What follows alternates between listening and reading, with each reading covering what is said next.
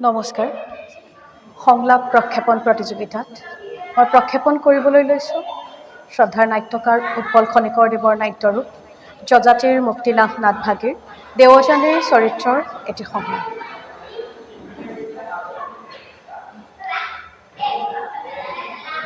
পশ্চিম আকাশত শেঙুলী বেলিৰ ৰক্তিম আভা, সৰোবৰত হোৱা দুটি ৰাজহংসই আপোন পাহৰা হৈ দুয়োতে মগন।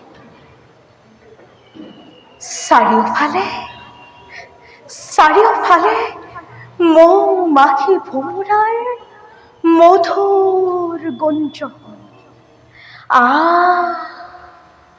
তাতে আকৌ কোকিলৰ সুমধুৰ ধ্বনি।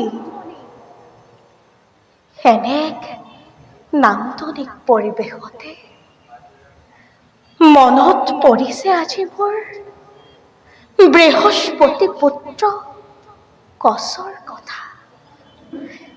এনে পৰিৱেশতে মধুৰ বচনে হৰণ কৰি দেৱযানীৰ আলসুৱা হিয়া অংগে অংগে সানিতে যৌৱনৰ মিঠা পৰশ প্ৰেমৰ অনুৰাগ দিছিল ঢালি। প্ৰথম প্ৰেমৰ সেই মিঠা শিহৰণে সংযোগৰ শৃংখলিত বান্ধন শিথিল কৰিছিলে সেই ব্ৰাহ্মণ কন্যা।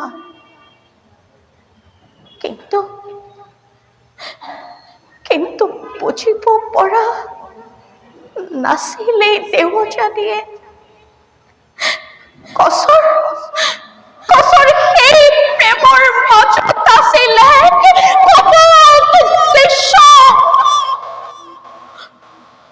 পিতৃৰ পৰা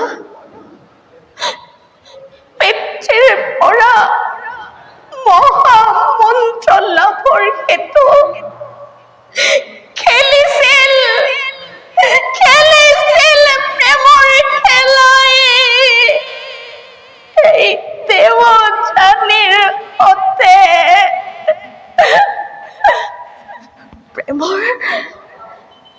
প্ৰেমৰ অভিনয় কৰি ভাঙি থৈ অকণি আলসুৱা হিয়া গুচি গ'ল বৃহস্পতি সত ধান কৰি মোৰ সপনৰ কাৰেং।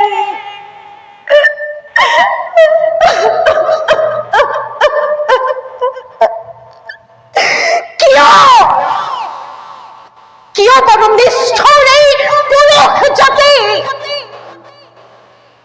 পবিত্ৰ প্ৰেমৰ নামত